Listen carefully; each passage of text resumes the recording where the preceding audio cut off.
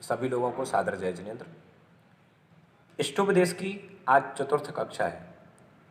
जैसा कि पिछले गाथा में आचार्य पूज्यपाद स्वामी जी ने बताया था व्रतों की सार्थकता क्या है, कि व्रतों को धारण करके स्वर्ग में जाना श्रेष्ठ है, अव्रती होकर के नरकों में जाना श्रेष्ठ नहीं है। क्योंकि जिस प्रकार जो ज्ञानी पुरुष होता है, यदि उससे प्रतीक्षा की कहा जाए तो वह छाया में प्रतीक्षा करेगा, ना कि धूप में। तो आगे अब हम बात करते हैं कि आचार्य पूज्यपाद स्वामी जी आगे क्या कह रहे हैं। तो आइए हम गाथा के माध्यम से समझते हैं। दोनों हाथों को जोड़ेंगे। यत्र भावः शिवं दत्ते द्यौकियद्दूरवर्तिनी यो नयत्याशु गव्यूतिं क्रोशार्धे किं शशीधति क्रोशार्धे किं शशीधति। अब यहाँ पर आचार्य महाराज क्या कह रहे हैं, शिवप्रद भावों से स्वर्ग सहज ही, यानी कि यदि हमारा लक्ष्य शिव का होगा, मोक्ष का होगा, तो स्वर्ग तो हमें वैसे ही मिल जाएगा। क्या कह रहे हैं, यत्र भावा शिवम दत्ते, यत्र यानी जो, यत्र भावा जो भाव, शिवम दत्ते, शिवम यानी मोक्ष को, दत्ते यानी दिला सकते हैं, प्रदान करता है, यानी जिन भावों से हम मोक्ष को प्राप्त कर सकते हैं।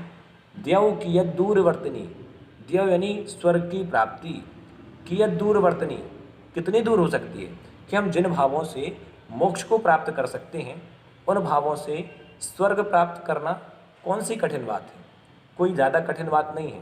क्योंकि जिन भावों से हम स्वर्ग जा सकते हैं, जैसे एक उदाहरण के माध्यम से समझें।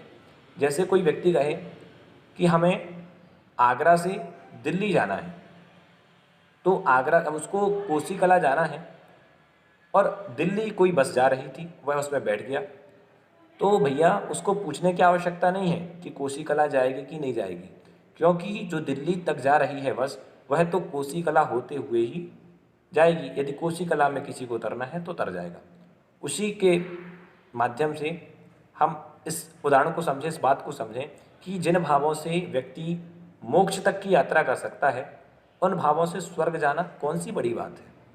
यो नयत्यासु गव्यूतिम, आचार्य महाराज बता रहे हैं आगे उदाहरण के माध्यम से, यो नयत्यासु गव्यूतिम, जो पुरुष गव्यूतिम यानी चल सकता है, गति कर सकता है, गव्यूतिम कोस तक, 2 कोस तक, आंसू नयति, आंसू यानी शीघ्र ही, क्या है, शीघ्र ही ले जा सकता है किसी भार को, जो व्यक्ति क्या है, शीघ्र ही 2 कोस तक ले जा सकता है। क्रोशार्धे किम शशीधति, कोशार्धे यानी कोस आधा, उसके लिए आधा कोस गति करना कौन से दुख की बात है, क्या दुखी हो सकता है। नहीं, जो व्यक्ति, जिसके अंदर यह क्षमता है कि वह भार को उठा करके 2 कोस तक चल सकता है, यदि उस व्यक्ति से कहा जाए कि आधा कोस आपको चलना है, तो कौन सा पहाड़ टूटा जा रहा है, कौन सी बड़ी बात है। तो यहाँ पर आचार्य ने कहा है कि आत्मा का जो भाव मोक्ष प्रदान करता है, उससे स्वर्ग की प्राप्ति कितनी दूर हो सकती है। जैसे जो मनुष्य 2 कोस तक भार को शीघ्र ले जा सकता है, किसी भार को जो मनुष्य 2 कोस तक शीघ्र ले जा सकता है, वह आधा कोस ले जाने में क्या दुखी होगा, यानी कि शशीधति किम शशीधति, उसको कौन सा दुख होने वाला है। तो कोस आधा तो वह वैसे ही चल सकता है। तो कहने का मतलब ये है, यहाँ पर आचार्य महाराज कह रहे हैं कि हमें लक्ष्य हमेशा ऊपर का रखना है, हमें भाव हमेशा मोक्ष के रखने हैं, तो स्वर्ग तो हमें वैसे ही प्राप्त हो जाएगा। तो इसका मतलब ये हुआ कि हाँ, आचार्य महाराज हमें समझाना चाहते हैं कि हम हमेशा मोक्ष के भावों को रखें, ताकि हमें स्वर्ग तो वैसे ही स्वतः प्राप्त हो जाएगा। जिस प्रकार जो व्यक्ति 4 किलोमीटर 2 किलोमीटर चल सकता है, उसके लिए आधा किलोमीटर या आधा कोस चलना कौन सी बड़ी बात है, कोई बड़ी बात नहीं है। तो यहाँ पर हमने ये सीखा, और कल पुनः अगले एपिसोड में अगली गाथा को लेकर आपके बीच आएंगे।